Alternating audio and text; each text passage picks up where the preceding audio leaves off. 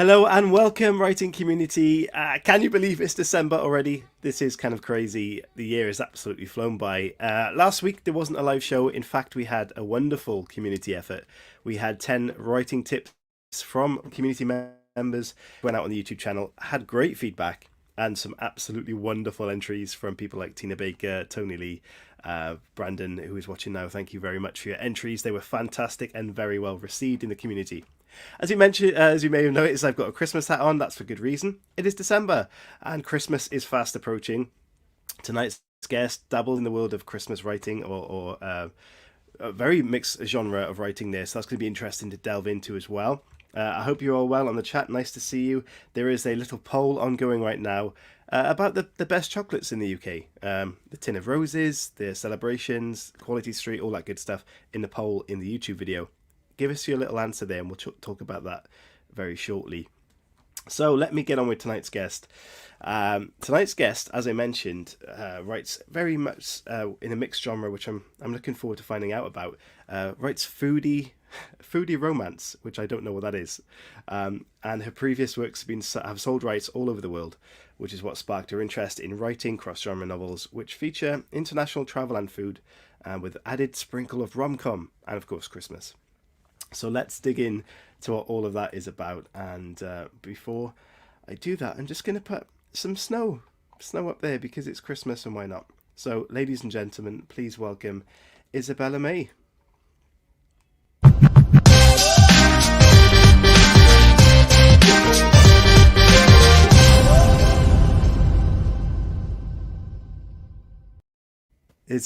The snow's still going. Isabella, hello.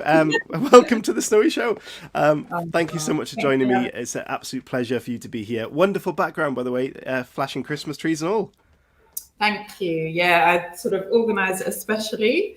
And it was nice to see the snow there because I'm actually based in Spain, so we don't get a lot of that here. So it makes a refreshing change. Oh, well, I live in Wales and it's just been absolutely hammering down with rain for the past couple of days, so we don't get much snow either. Not very fun, is it?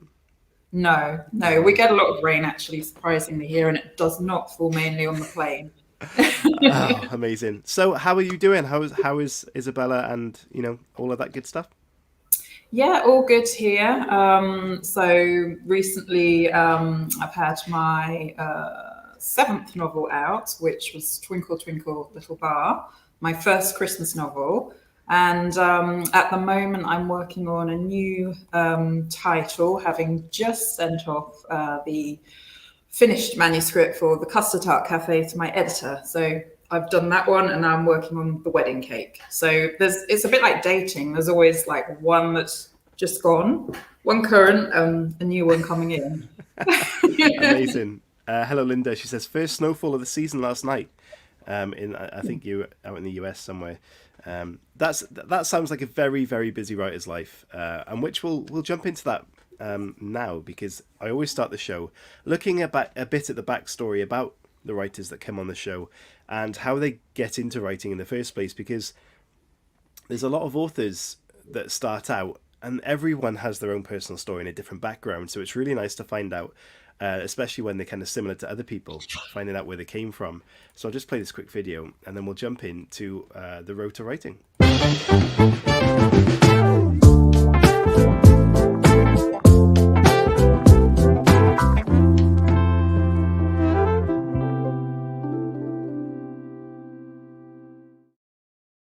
So Isabella, let everybody know, kind of the best way you can, how did you get into writing and what was your inspiration? Well, it's been quite a roller coaster journey, really. So my background is that I worked in children's books. I sold foreign rights for children's books all over the world in 45 languages or so. And they weren't your average children's books. They were pop-up books, board books, novelty books, things with teddy bears on the side of them, all kinds of things.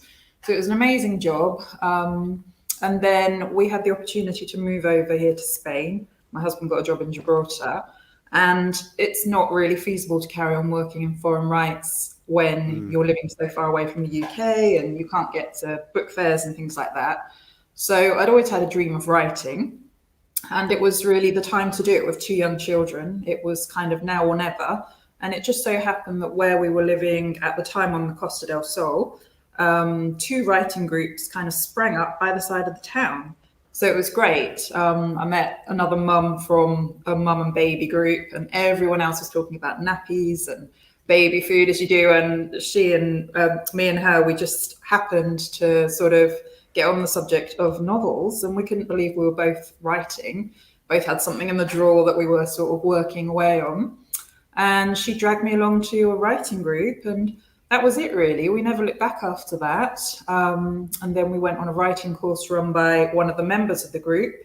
And it still took me from start to finish, because I was already working on my first novel then. It took 7 years to write the first book. It took a long time. But then after that, I just got the bug. And I think you then get a sense of your own formula. Rom-com isn't something you can churn out. You have got to have a bit of wit and a bit of awareness of what you're writing. You've got to have some ideas. And so, yeah, it just became very addictive after that. And the list of titles just grew and grew and grew. And they're always foodie based, because I have a real passion for women in particular eating what they want without having to justify their calorific intake, which I think goes on far too much. So I'm an advocate for women eating. Absolutely. I think that is something that controls the world way too much. But let's rewind the tape a little bit, because, when most people have 2 young children, finding time to write is very difficult. Most people find hard to write, finding time to write is hard anyway without the 2 young children. So how did you manage that? What was your schedule like during that time? I don't write much at a time. And I really think it depends what kind of writer you are. For me, it's quality, not quantity. So I will write around 1,000 words in a session. And for me, that is amazing. If I've achieved that, I feel like I've achieved something. And I think a lot of the dialogue goes on in your head as well.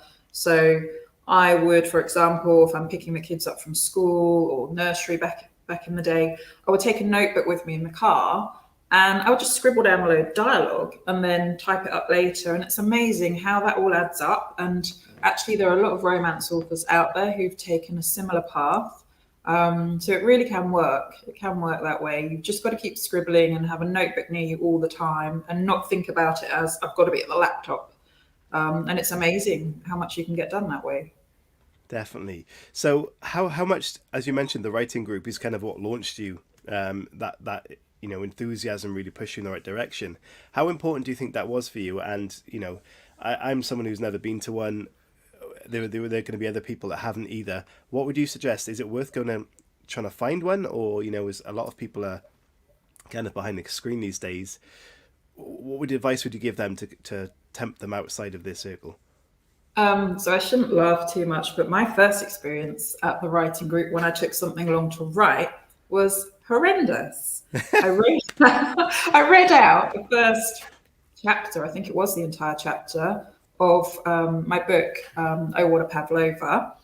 And I had 2 old dears laugh at me and just basically say, we chuck it in the bin. It's awful. Wow. I know. So you have to, it does teach you to develop thick skin. I did go back. It was a bit like having, it was a bit like falling off your bike. I knew I had to go back after that week, and they didn't turn up again, actually, which was great. And the woman who ran the group, she was lovely. And she was like, that was never, ever meant to happen. I'm so sorry. She was mortified. It just wasn't meant to happen. But I think it was actually good practice for getting 1-star reviews on Goodreads and Amazon. Nothing can ever feel as bad as somebody saying that to your face. And making you think you should just give up. And it actually fueled me then to prove them wrong and to keep going. So, yeah. Yeah. I mean, the very first feedback to be almost tossing it away is got to be hard to overcome. And I mean, how did you change your writing? Did you change any of your writing style? No, or did you still believe in what you were doing? Yeah, because the other members of the group were like, look, it was good. Maybe you just needed to tweak this and this, but it was good. Do not listen to them. They don't know what they're talking about. So that helped because there were some published authors there who were saying that, published authors with small publishing houses and some that were self-published as well. So they weren't making it up, Yeah. But yeah, it was harsh. So did you then step into the world of children's writing, or was that the first book you kind of looked into? No, I never wanted to really go down that route after working in foreign rights for, I don't know, 12 years or so. I'd had enough. I just wanted Mm. to write romance, rom-com specifically. And when I was a kid, I used to make up really daft stories about people that lived on the street and do really silly, daft, quirky illustrations to go with them. So I think my mind has always been that way set. I can't write anything without humor coming into it, even if it's a slightly serious subject. And I'm not funny in real life. You know, if you're chatting to me, I'm not like somebody who's going to come out with immediate quips and wit, and I envy people who can. But when it comes to writing, it does come out. For some reason, it comes out. And I'm always looking for the funny, humorous side of life, I guess, or of people and their traits. And yeah. So do you feel that you took a lot of the rom-com real life inspirations from your real life, or were there kind of movies or books that you read when you were younger that really kind of pushed you in that direction? Definitely from my own real life experiences and from, observing people around me and their relationships. And it's funny because you'll write a character and you won't realize until you look back on it and you think, oh my God, that's X. Well, that's Y. And you've taken bits of their personality and fused them with somebody else's. And then you suddenly realize it's actually a person you know. And that's quite funny. But I think you can Wow. get away with that because you're not writing about that person intentionally. It's just coming in. I mean, does anyone ever come around and say, "Was this about me?" Have you had that at all? No, no, I haven't had that yet. Yeah, that could be a little bit I'll tell awkward, you maybe. why, because a lot of people, particularly family and friends, they say they're going to read your books, but they don't. Oh, So I know. it starts off as a novelty, and everyone's like, "Oh wow, we know an author." And I mean, with my first book, my first three books was published with a small indie publishing house, Hmm. and then the novelty wears off, and they might have bought it, but they never actually got around to reading it because even though they might know someone who is published, and that is quite special, it doesn't always happen. If they're not bookworms already, or if Yeah. they're bookworms but they're into crime or thrillers, they're not going to start reading rom-com. So it doesn't happen, and I can get away with quite a lot, which is quite cool. So You you haven't mentioned got that you started out with an indie publishing house. Is that still the case, or how are you dealing with your sales now? The rights revert for my third title this month. So basically, I was with a publishing house called Cricket Cat, and they're really cool because they take on unique voices and people who storytell in a slightly different way, which is great. Multi-genre authors. However, they've now started to go down a darker route. Literally, they're called Dark Stroke now. So they're not doing anything rom-com related. So a lot of us have had to find either new homes or self-publish. Hmm. And I have done the agent route a few times, but I am just so bad at changing things. I'm quite strong-willed, and I don't want to dilute my writing style. I've Hmm. already got, may not be big, but I've got a small but loyal group of readers who really enjoy my work. I don't want to sell my soul. I don't want to make something simpler so that I can get in with a mainstream house because that's not me then, and it's just churning it out. I don't mean that those authors churn it out by any stretch. I mean, it's just not my style. So it would really Yeah. be cutting, it just it wouldn't sit well with me. It wouldn't be being true to myself or authentic. So I No, keep I writing get it. I mean, my.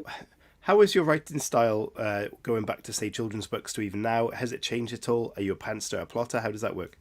So yeah, sorry, I should explain. So I've never written any children's books. I used to Oh, sell sorry. them.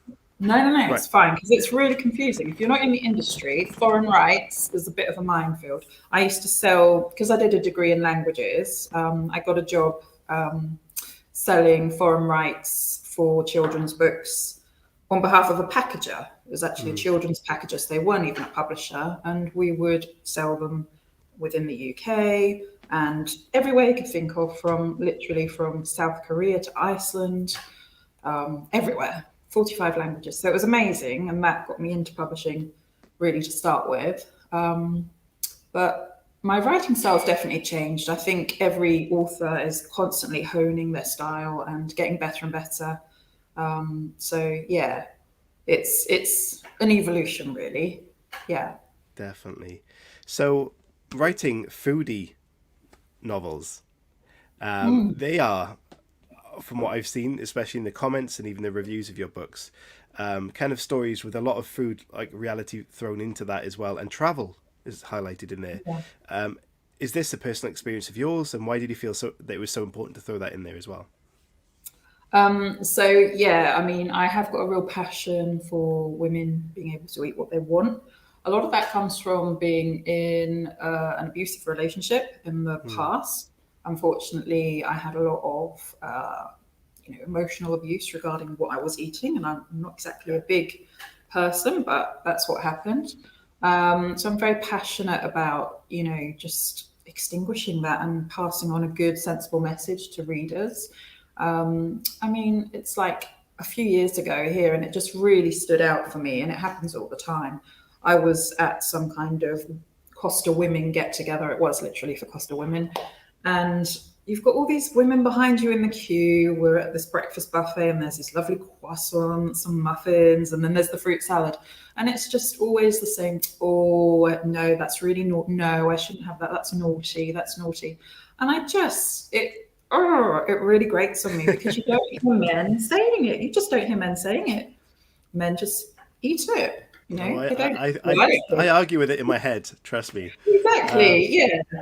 And I think that's arguing with it in your head is that's one thing, but they always, I don't know, it's my experience anyway. I don't know that everyone feels the same, but when you're out with a group of women and there's food involved, there is constantly justification for what they're eating, as if someone's watching them and judging them. And I I was really about don't to like ask. I mean, as someone who doesn't feel that pressure, do you literally feel like you're being judged when you're stood in a buffet line and perhaps you're picking something up that you think they're looking at? You know? Well, like the other day, actually, I didn't eat it in the end because it had nuts in. I have to be careful around my daughter who's got nuts. But I went out for lunch with a friend and we had a pizza each. And Mm. then I was like, well, I'm flipping well, you know, ordering dessert. And it was a brownie. And she wouldn't have any. And I'm just like, oh, you're going to have to sit there and watch me eat it because I'm having one. In the end, I didn't eat it because it had nuts in and they couldn't tell me whether they were peanuts or not. And my daughter has an allergy. So it was a real shame because it just sat between us for the rest of the meal. And I'm just eyeing it up, wanting to eat it. But yeah, I am one of those people who will order a dessert, even if nobody else at the table has one. And yeah, I'm quite happy to do that. I don't feel guilty and I don't feel, fat. I will just do it. And I just think that's the message I like to get across in my book. So each Yeah. one focuses on a certain food. And Costa del Churros, that one definitely pushes that message across. You've got a group of expat women in Spain, and the flamenco teacher is just at her wit's end with them because they're all coming up with excuses not to sort of dive in and eat the churros. And yeah, that was fun to write. Sounds amazing. So, talk to me then about the travel side of things. Has travel been a massive factor in your life? Yeah, so with the job that I had before in foreign rights, I was jetting off all over the place. And it was really, really fun, really interesting. I got to go to lots of different book fairs all over the world, places like Moscow, Bologna Mm. for the children's book fair in Italy. And I got to visit customers in lots of different countries as well. But even before that, I loved travel. And I still do now. And I've had very itchy feet since having children because living in Spain, travel's very expensive. And then you just start getting yourself to a point when you're able to maybe do it a bit more. And then the pandemic, of course. So Mm. yeah, I have really itchy feet at the moment, but then a lot of people do. So we just have to be patient. Is there a favorite place you've been that you could say, yeah, this is the best maybe book place you went to? Is there a standout moment? New Zealand, definitely when I Wow. went to visit my best friend there. That was really, really cool. And you sort of go to the North Island and you think, wow, this is beautiful. But then you go to the South Island and every twist and turn is like something off of a chocolate box. It's just incredible. So I Wow. think, after going there, it's hard for anything to quite live up to it. But yeah, I want to go back. It's been a Yeah. while. I keep saying Yeah, that. it sounds incredible. I'm so untraveled. It's crazy, but New Zealand sounds amazing, and I guess all of these travel experiences, as you mentioned, reflect in your book. So, is there anything else that you do that reflects in your book, or is there anything that you want to do to put that into your book, or an experience you haven't done yet that you want to do?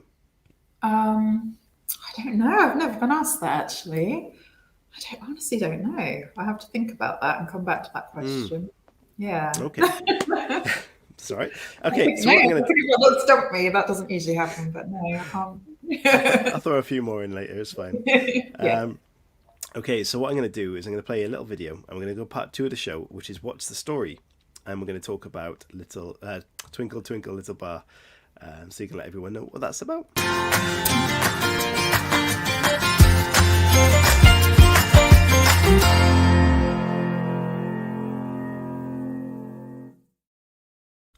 So, Twinkle Twinkle Little Bar. Let everybody know what that book is about, please. Well, here it is. I know you can see it Yes. already in the corner. I'm not going to read the blurb out. It's a standalone book, but it does feature characters who've already been in the foodie romance journey series, but they are all standalone books, so you can pick up any one and just start reading it. It's about a former rock star turned mixologist who was running a bar in Glastonbury. He went back to his roots in Glastonbury. Glastonbury is my hometown, so I like to write about Glastonbury a lot because it's a very quirky, unique place, and I don't think it features much in mainstream fiction. So it's good to get it out there. And he basically goes off to Cornwall with his girlfriend in order to set up a second bar. But he falls out of love with Cornwall and really is desperate to get back to his roots in Glastonbury, which is unusual because most people go to Cornwall and stay there, and it's a beautiful place. But Glastonbury has just got something very, very special about it. And when you come from there, you do feel that pull to go back. So he goes back and he just so happens to inherit an ancient Volkswagen camper van from his aunt who has sadly passed away. And he decides to take that camper van on a journey, kind of sabbatical, all the way around Glastonbury and the surrounding villages, serving up, instead of cocktails, because his mates have taken over the bar, he doesn't want to provide competition for them.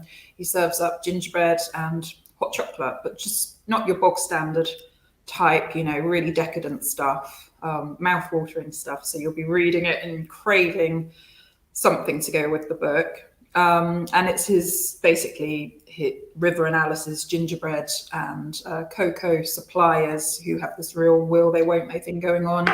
And it just becomes a comedy of errors trying to get them together. The customers get involved, the locals get involved, and it's just, yeah. I can't possibly say whether they get together in the end, but it's lovely to revisit those quaint little villages around Glastonbury because there's some really unusual ones. And Glastonbury features itself and the Glastonbury Festival site. So yeah, it's just really good fun to write, and it's a real feel-good story, basically. It's perfect for Christmas. Fantastic. The first thing to note is Cornwall was a highlight of that already, mentioning that was somewhere destined to go, but it came back from.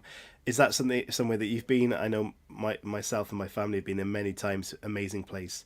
Never been to Glastonbury. So my question would be, why would I go to Glastonbury instead of Cornwall?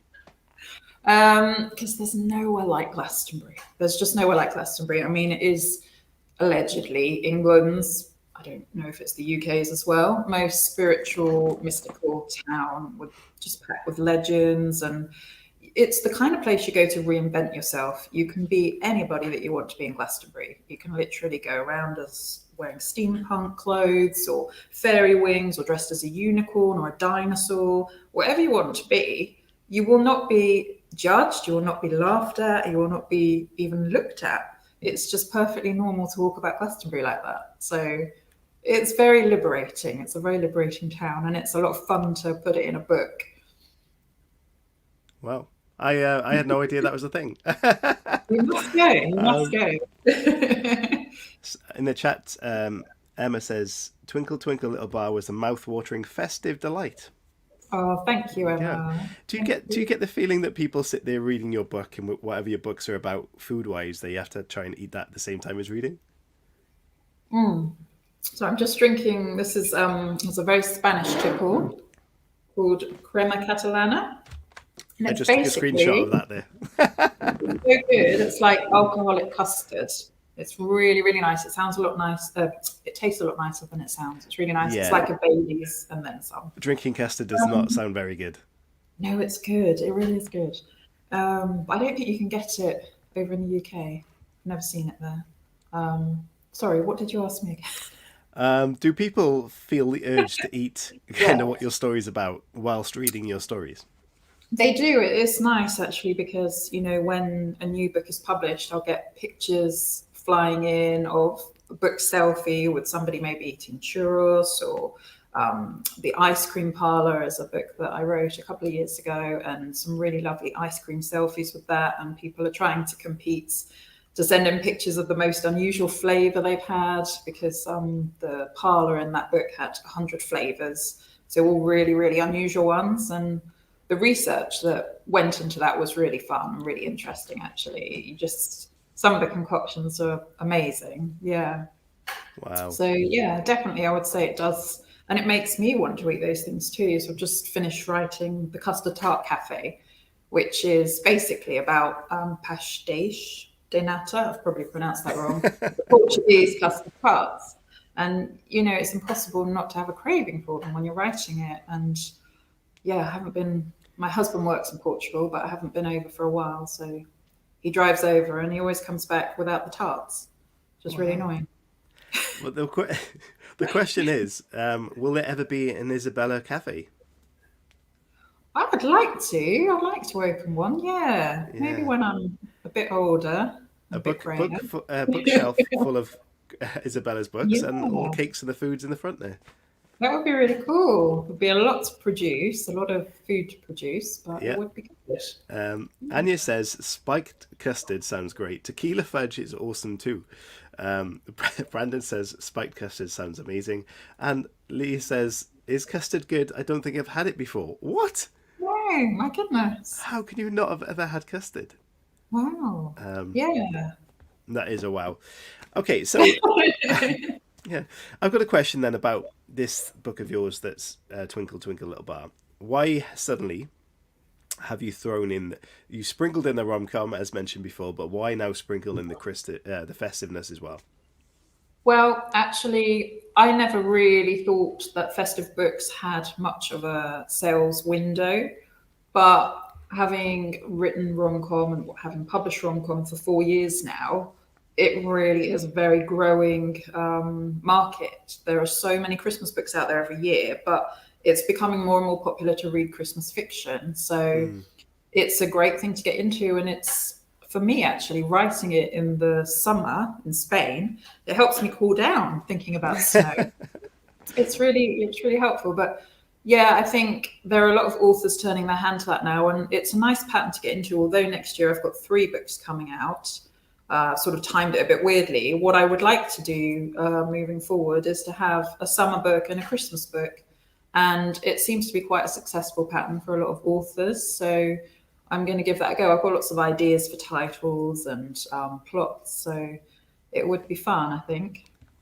Natalie says, Isabella also bakes the most incredible cakes. I want to go to her book cafe.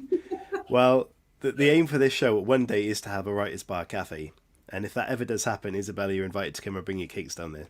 Oh, I Um, will do. yeah, Thank you. but Thank you, that's a good Natalie. good testament there. They're rustic, though. She knows they're rustic. We've got another joint friend who is a very good baker, and her cakes are always really perfect. But mine are rustic, so yeah. Brandon, I don't think you're selling this very well. Leah says, "Sorry, apart from my culture, it's not apart from my culture. No one eats it in a family, basically." And Brandon says, "Custard is similar to ice cream, just normally thicker and a bit warmer." That sounds really bad.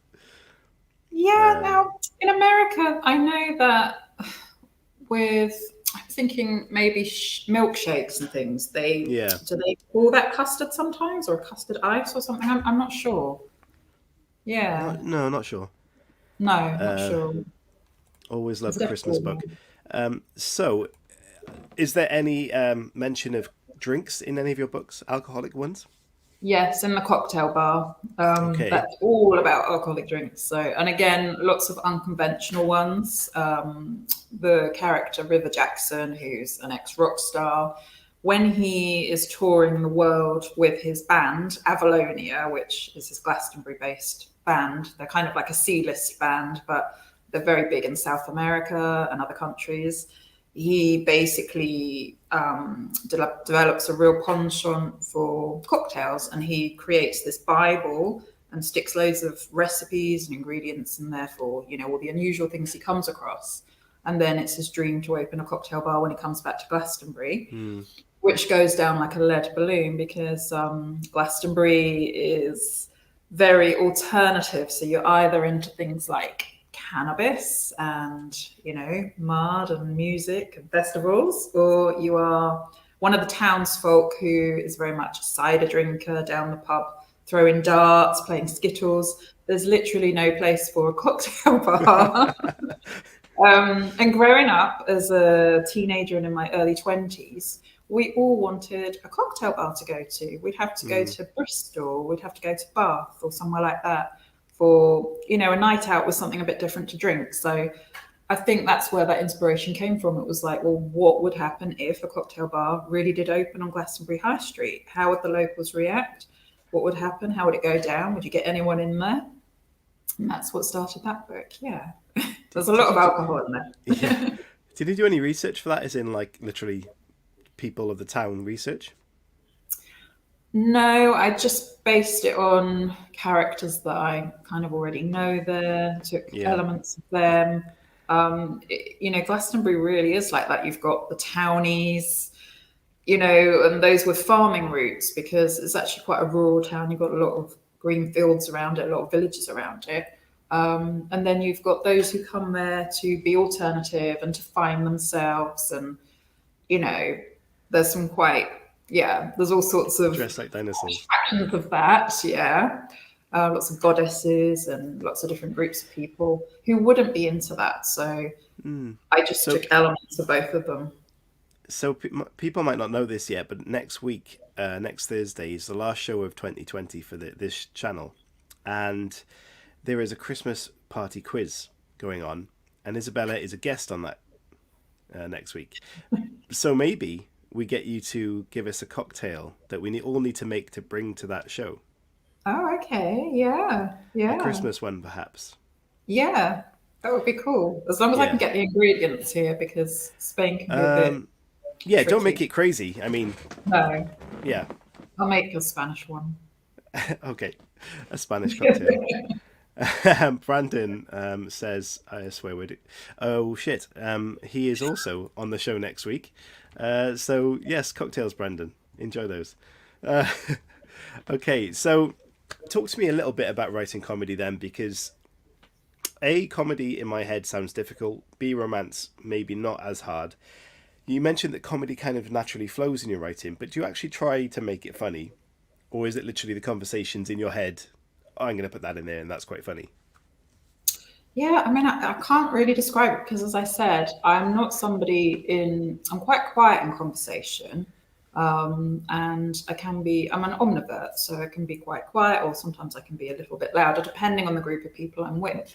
And I'm not someone who naturally comes out with comebacks or quips. I'll think about it and I'll come up with it, 2 days later and go, Yeah. oh, I should have said that.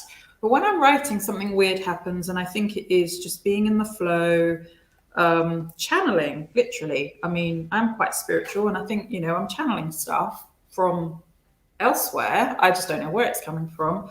And it just flows out the fingertips. And you think, oh gosh, I just typed that. Or you'll read back over something and go, where did that come from? So I think we all have a muse, or what I like to call an idea cloud, and it just kind of hovers above the head and the ideas just come out. So I love I that don't know idea. where they come from. I don't know where they come from, but I do sort of store people's traits and quirks and weird mannerisms and behavior. And I remember funny scenarios that have happened in the past, and I'll weave them into the story or the dialogue. I won't know that I'm going to do it. That's why I can't plot. I'm a pantser because nothing would come out if I plotted. I have a rough idea, but the muse works when I'm in the flow and when I'm just letting it flow from the fingertips, literally. Yeah. I'm very Yeah. similar. Let us know on the chat, guys, if you're a pantster or a plotter, because if I'm plotting, I've tried it once or twice, I'll almost get stuck trying to think of what should happen. But if I Yeah. pants, which means sitting there just literally writing away, the story is flowing, and very much like yourself, the cloud must be there, and it's downloading all that information into my head, and it's just I'm seeing it happen. I'm typing it up, so I don't know how plotters really do that. It definitely doesn't suit my style. But yeah, I think Panston is the way to go for me. Linda says plotter. I do think it often when we've talked about this, it's very 50-50. So the question would be now, what is next for Isabella in terms of writing books? I know you mentioned you got 3 next year, which is an Yeah. incredible amount of stories. Are they all similar, or are you branching these out at all? Well, they're all foodie romance journey, so they're all comedies as well. But they're all very different. So the Custard Tart Cafe is coming out in April, and that one is a rom-com set between Weston-super-Mare, the seaside town, and the Algarve in Portugal. Wow. And it's basically about a woman who opens a custard tart cafe right at the end of Weston-super-Mare Pier. I don't know if you've been to Weston-super-Mare, but it's got a really long, I think it's a Victorian pier. And yeah, she's just got a really great spot there. But what she's doing is she's selling and baking these Portuguese style custard tarts. And then this guy comes in, and that really irks him because his family have got a traditional pastel de nata pasteleria in the Algarve. And, you know, it's just a real love hate thing going on, but it doesn't get started until they both happen to be on the same flight. One going on holiday to Faro, the other one visiting family in Faro, and you couldn't make it up. So that is Yeah. what happens I there. mean, Western Spiral. Supermare and the Algarve, very similar, you know. Yeah, I have been there quite a lot, actually. I spent, when I was very young, my grandparents used to take me there, and then we went to that pier once or twice, so I do remember that. Yeah. But what makes you choose all these locations around the UK then? Because a lot of them are very, I guess, known for tourists of the UK. So Cornwall, very popular. Glastonbury is obviously quite a famous place in the world, and Western Supermare as well. Why do you choose these locations, or is it just a random choice, or are there connections to you in your life to these places? I try to choose places that I know. So Glastonbury is somewhere that I can write about really well. I know it Hmm. inside out. Western Supermare was our nearest beach, really, when we were kids growing up, and we had friends down there. Cornwall, it does feature briefly in Twinkle Twinkle, but really quite briefly. So I've not been to Cornwall that many times, to be honest, which is unusual for someone who lives in Somerset or who grew up in Yeah. Somerset. But we never went that far. We used to go to Devon before we went abroad. We'd go down as far as Devon, and then it was the time of the cheap package holidays, and we'd go to the Med. And it was often cheaper to go there than Cornwall. Where else have I written about in the UK? Well, Bath, because I used to Hmm. live in Bath when I worked in publishing, so that's in my books. And Bristol. I was at uni in Bristol. So yeah, I like to write about places I know, really, because I just think it's easier, it's sort of second nature, and you're going to do a better job. Yep. Otherwise, there's a lot of research that you need to do, and yeah. So going back to the question earlier, then, if you have an answer now, you don't have to have, but Oh where would you yeah. want to go that you haven't been, as an excuse for research at least? Where would you want to Okay. go? I didn't understand the question properly the first time, so now let me think. I think the Caribbean would be good. I have been, but I've only sort of stayed in resorts, all Mm, inclusive hotels and things. So to actually go to the Caribbean and explore it a bit and see more of it, the same with Brazil, that would be good. Somewhere that I had a holiday booked to and it got cancelled because we were going to do a tour there and then there weren't enough people on the tour. It was like a specialist company, so it'd be good to go there and do that. Hawaii, the same with that. booked a holiday to go there. Then I was pregnant and I just didn't fancy the long flight, so that got cancelled. So, and maybe places that I have been, I would like to go back to and explore more of them, like, Norway, Iceland. It'd be quite nice to feature those in a Northern Light style book, a cozy book. Yeah. I think in terms of romance, places like Paris spring to mind. Have you ever thought about those sort of places? Yeah, I have been to Paris lots of times. It's always been for work. So I I need to go back basically on a romantic trip to see the romantic side of it. When I think of Paris, I don't automatically think of romance, which is such a shame because it's Okay. a very romantic place. I think of publishers' offices and the airport.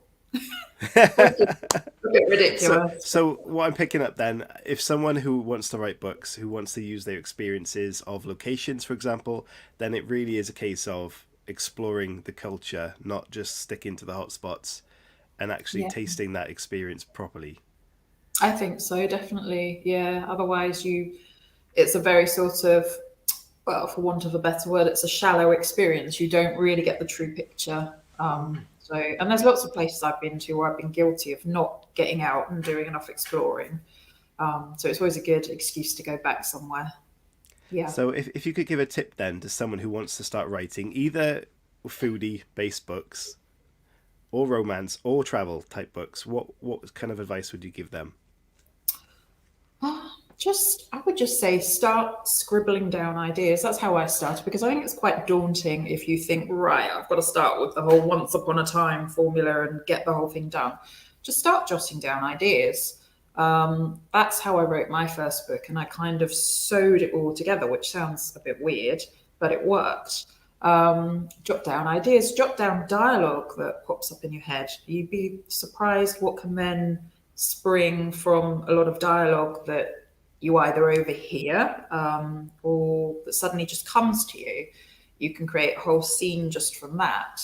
And just try to write in your own voice. Don't try to copy anyone else or emulate anyone else because there is only one you. And, it's so important to get diverse stories out there, diverse subjects out there as well, things that aren't too formulaic. If you're going the indie route, that is, if you're going the more commercial route, then you have to be prepared to compromise. And that's something you have to learn to do. And it's good to learn to do it immediately because if you get too set in your ways like me, then, it's impossible to go to some publishing houses. Fantastic. That's some great advice. Someone mentioned before about having a notebook, kind of similar to what you just said there. And it was a case of, I just used my phone in the notes section. I started writing some ideas down and I completely forgot about them. And when I look back, I was like, wow, look at all this. It was crazy. And it wasn't even that long ago, but my mind had completely wiped them clean. So I'm guessing that is a very valuable thing because you might think, oh, that bit of dialogue, I'll use that again. I'll remember it. But you might not. So having that notebook could be a very valuable tool, especially if you leave quite a long time between your stories anyway. So great advice. Right. The last 15 minutes of the show. 1 second. Leah says, notebook. I use my tablet for all my notes, so very similar there. Yeah. The last 15 minutes of the show, what I want you guys to do is start thinking of questions to send in for either Isabella, myself, or both of us, doesn't matter, that you want answered on the show right now. And we will see if we can answer those questions for you. And before you do that, I will play another little video. And I've got some that I want to ask as well. So, time for any questions you like, guys, within reason. Part 3 of the show.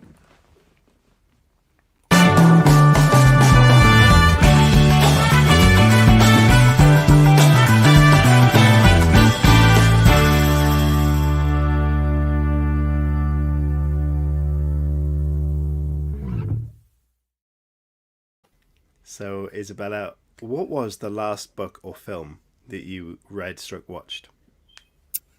Oh, to think that's ridiculous because I was watching. I can't think what it was.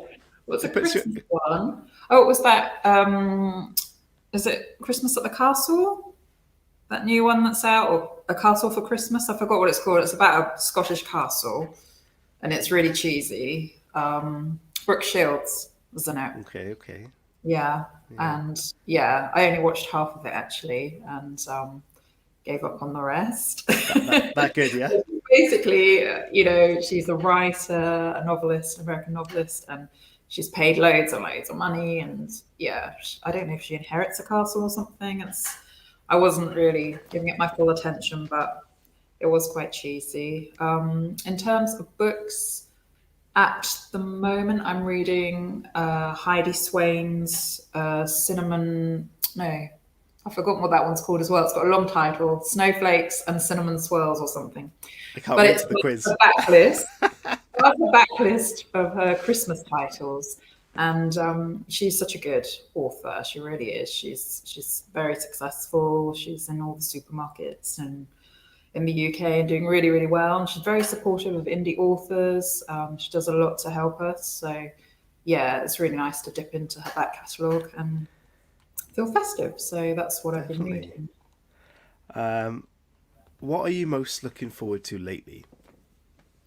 Well, fingers crossed, on the 27th, we're flying over to England to see family, to see my parents, my sister, my nieces, cousin, aunt, friends that I have not seen for 2 years. So my dad sadly had a heart attack just a week ago, and touch wood, he's okay now, he's back home. But yeah, with all the new travel restrictions that have been coming in to get to the UK, it's just a nightmare trying to keep on top of what's going on and looking at how much more it's going to cost.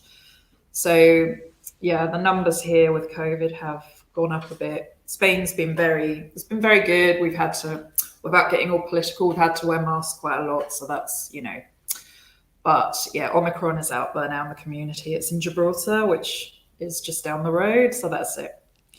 We got to be careful basically between now and the PCR test so that we can actually get on the plane. So I'm hoping that I think it's as much as we all really wanted to be out of that, that world is still there. So yeah, we've got what's still going on. Yeah, we've got to be careful and safe and try to do the best we can. So That's it, yeah. whatever happens, we will still be supporting you guys and bringing a show somehow. Oh. So yeah, I mean, Christmas is got to be one of those times that spending time with family is the biggest time that happens. Maybe Thanksgiving in America recently, a similar time. So if you can do it, have a great time. But let's fingers crossed for you. Thank you. If you could take a character from any world of fiction, it can be TV or film or literacy, and put that character into either one of your stories or any other story that you want, what character would you choose and why? I don't know. Oh my gosh. You're asking some questions because quite often you get asked questions that you've been asked before, so you sort of know what to say. Gosh, I don't know. Yeah, I know who I'll choose. I know who I'd choose. The 100-Year-Old Man. Do you know that book, The 100-Year-Old Man Who Climbed Out the Window? Rings a Is that bell. what it's called? It's by, I think his name is Jonas Jonasson. I think that's his name. Yep. Swedish author.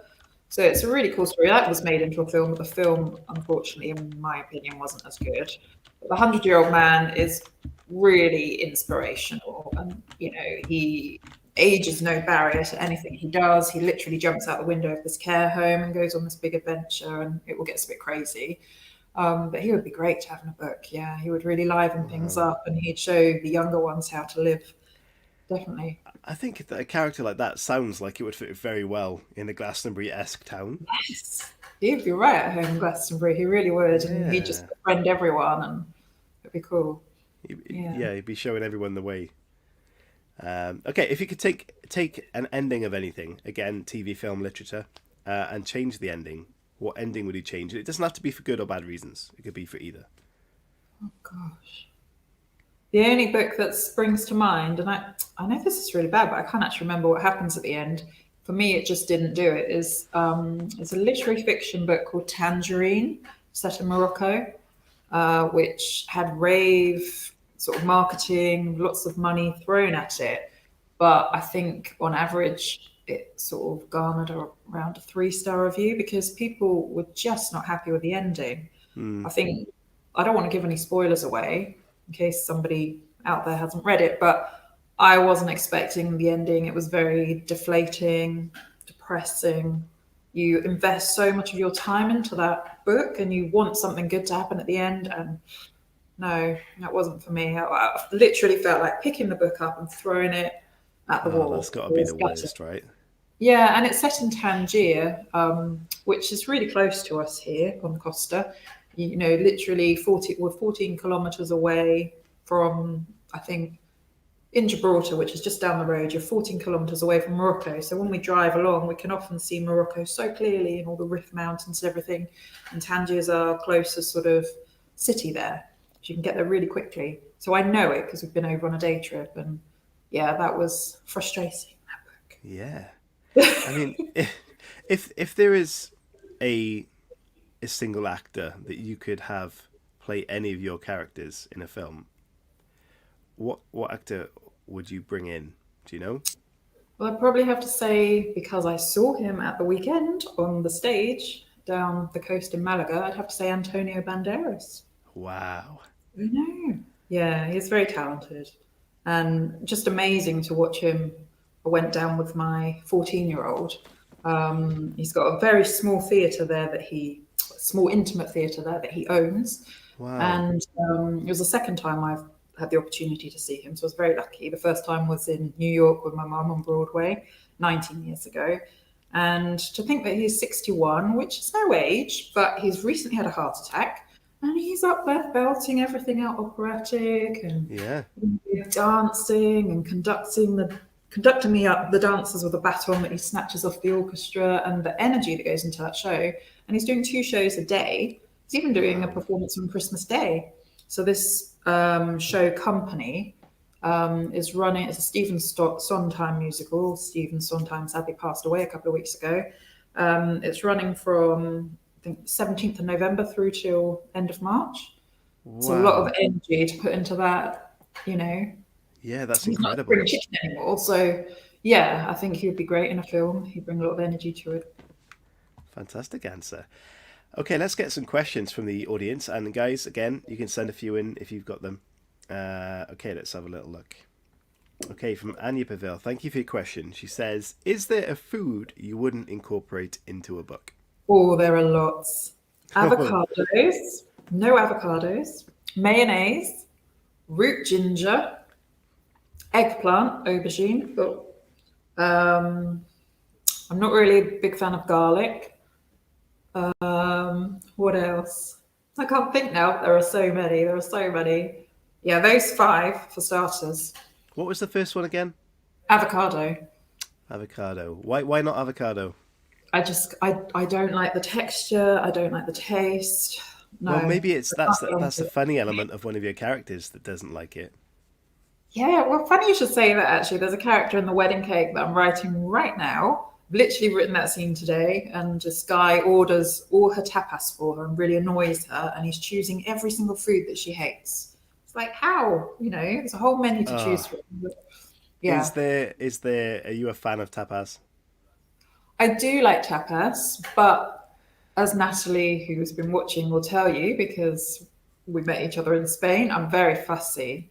So Yeah. I like what I like, but I'm a bit like this character I'm writing at the moment, Freya. There's lots of things that I don't like. And sometimes you can go to a tapas bar and it just happens to have everything you don't like. So it can be quite tricky. I think that might be my only experience of it, so perhaps that's why I don't like it so much. Oh, Yeah.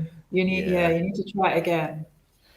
Speaking of Natalie, she says, would you ever let one of your readers choose the next destination for a foodie theme for your book? No, I don't think I could. Was that a Maybe if you request? Yeah, she has come up with lots of ideas before, actually, and some of them are on a list. I think I would need to have more confidence. Hmm. Maybe 15 books down the line or 20 books down Yeah. the line. I would know that I could really turn my hand to so many different destinations, and or if someone's paying for me to go to that destination on holiday, then fine, I would totally would. So that would be an Yeah. option if If someone someone's wants me feeling to pay me to rushed. go to a destination, I'll think about it Fine. as well. Oh, you could always come to Wales. That's kind of like some English places, I guess. Yeah, you like Wales. Yeah. Okay, Linda, thank you. A famous TV chef invites you to the show to cook a famous dish. What do you make? That's a brilliant question. That is a good question. I'd have to stick to something really simple that I wasn't going to mess up. Probably go for something like chocolate brownies. And I know that is really basic, but it's a nice one tray thing. You can't really go wrong with it, can you? You can get so many different versions of brownies as well. I'd probably go for that. I know that's not a meal, but well, What it is. what version would you go for? Would you put orange in? Because that's good. Yeah, I probably would put orange in. I've done them like that before, and I think that would make it would just jazz it up a bit. Yeah. So as a baker, what is your favorite cake? Victoria sandwich. A Victoria Nice sandwich. classic Victoria sandwich. Yeah, I prefer things like that to chocolate and cakes. I Is find that the chocolate same and as cakes. a Victoria sponge? Yeah, Okay. exactly the same thing. Yeah, I'm just being posh. Yeah. Yeah, Victoria sponge. Yeah, I just think it's a really good classic, and it's not too sweet. It goes well with afternoon tea, and Yep. yeah, it's quite a crowd pleaser, and it's very underrated, I think. Natalie says, you know there'll be another list coming your way. I thought, oh, Yeah. And Emma says, I volunteer for research purposes. Okay, so go kind of sticking at the film question earlier. Emma says, which of your books would you choose to be made into a film if you could only take one? I think it would have to be the cocktail bar. I really do. I just think, oh, you could have so much fun with that because it's very Glastonbury based. And then you've got the music element and the cocktail element of it. You've got the tour featuring in it in a romance scene, slightly X-rated romance scene. There's just a lot of aspects to it that would really translate well onto the Yeah, big screen, and it would be really cool. I'd love to see that. Yeah, it's a bit of a fantastic. pipe dream, but you never know. And one more question from Emma. Thank you very much. She says, hot chocolate is amazing in Twinkle, Twinkle, Little Bar. What is your favourite flavour? I like lots of different kinds of hot chocolate, but at the week, no, not at the weekend, 2 days ago, I'm losing track of the days because we've had a Spanish national holiday here. I went into Gibraltar and I went to Costa and I was delighted to see they had a Toblerone latte on the menu and it's a new thing. I was looking for the gingerbread one and that wasn't there. So I tried that and it was really good. So I highly recommend that. That's my new favourite at the moment. Yeah, amazing. Okay, so just before we wrap up, I'll ask you one more, maybe two more questions. Um, okay, this is a bit more serious, back on the writing topic. What does literary success look like for you? What would you go to at the end of your career and look back and think, do you know what, I'm happy with that? For me, because my background is in foreign rights, I would love to have my books translated into other languages. I don't care about bestseller lists or, being the top of the Amazon charts or any of that kind of stuff, really.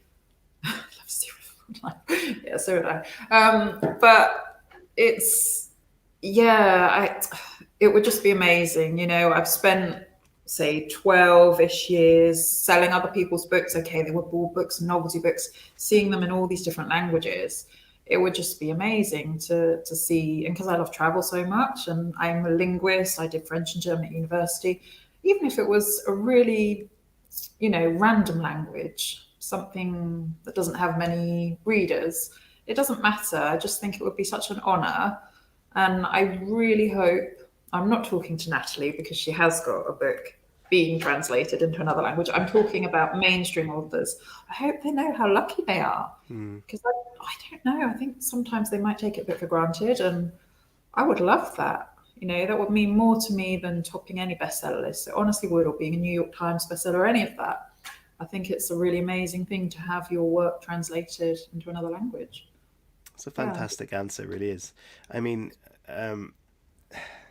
it blows my mind when that happens, though, that all the covers are completely different.